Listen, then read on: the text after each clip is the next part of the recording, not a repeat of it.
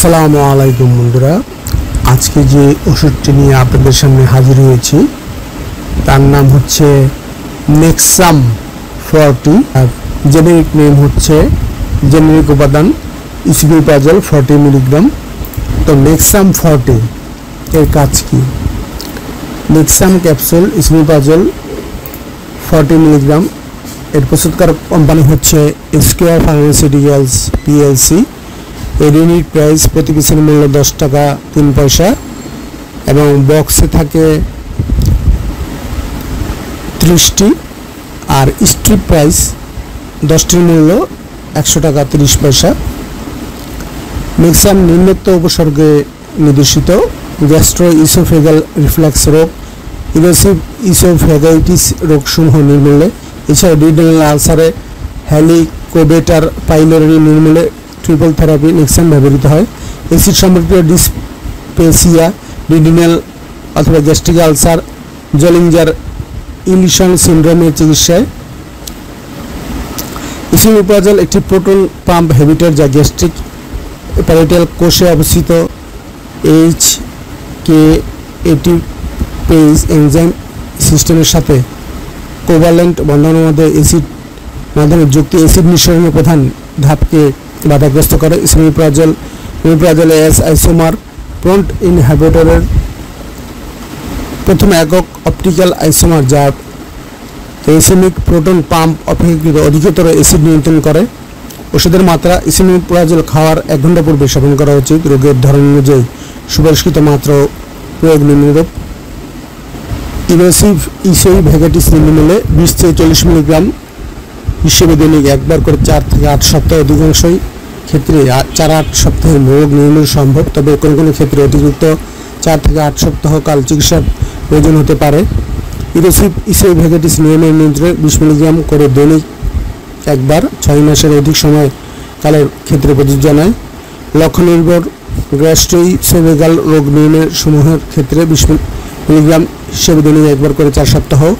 Duodenal ulcer, helicobacter pylori নির্মূলে triple therapy esomeprazole 40 milligram দৈনিক একবার 10 দিন, অ্যামোক্সিসিলিন 1000 মিলিগ্রাম দৈনিক 2 বার 10 দিন, এরিথ্রোমাইসিন 500 মিলিগ্রাম দৈনিক 2 বার 10 দিন।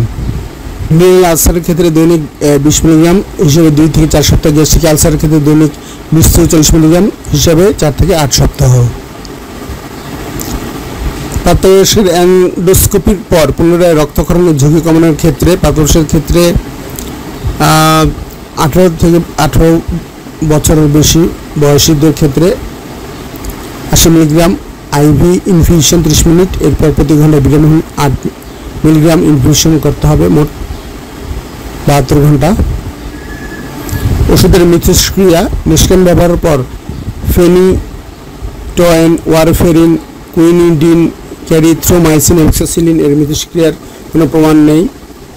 তবে ডায়াজিপামের সাথে নেক্সাম ব্যবহারের ক্ষেত্রে ডায়াজিপামের নিঃসরণ প্রক্রিয়া বিলম্ব হতে পারে। নেক্সাম কিটোকোনাজল, ডিওক্সিন এবং লোহল জাতীয় ওষুধের শোষণের ক্ষেত্রে বাধা সৃষ্টি করতে পারে। প্রতি নির্দেশনা: ইসমিপ্রাজলের প্রতি অতি সংবেদনশীল রোগীর ক্ষেত্রে ব্যবহারের পরিহার করা উচিত। পার্শ্বপ্রতিক্রিয়া: মৃদু ও অস্থায়ী পার্শ্বপ্রতিক্রিয়ার মধ্যে রয়েছে মাথা ব্যথা, ডায়রিয়া, বমি ভাব, তলপেটে ব্যথা, কোষ্ঠকাঠিন্য ইত্যাদি। গর্ভাবস্থায় স্তন্যদানকালে গর্ভাবস্থায় নিরাপদ ব্যবহারের কোনো নির্দেশনা এখনও প্রতিষ্ঠিত হয়নি, তবে জীবজন্তুর উপর পরীক্ষা করে কোনো বিকলাঙ্গজনিত ফলাফল পাওয়া যায়নি। যেহেতু মাতৃ দুগ্ধে ইসমিপ্রাজলের নিঃসরণ ও সদ্যজাত শিশুদের উপর এর প্রভাবজনিত কোনো তথ্য পাওয়া যায়নি, তাই ইসমিপ্রাজল দিয়ে চিকিৎসাকালে স্তন্যদান সাময়িক বন্ধ রাখতে হবে। সতর্কতা: নেক্সাম গ্যাস্ট্রিক আলসারের ব্যবহারের পূর্বে অবশ্যই ম্যালিগন্যান্সির সম্ভাব্যতা যাচাই করে নিতে হবে, তা না হলে নেক্সাম রোগের লক্ষণসমূহকে ঢেকে দিয়ে রোগ নিরূপণে বিলম্ব ঘটতে পারে। বিশেষ ক্ষেত্রে ব্যবহার: শিশুদের ক্ষেত্রে কার্যকারিতা ও নিরাপত্তা এখনও প্রতিষ্ঠিত হয়নি। বয়স্কদের ক্ষেত্রে মাত্রা নিয়ন্ত্রণের প্রয়োজন নেই। যকৃতের ক্রিয়ায় গোলযোগের ক্ষেত্রে ওষুধের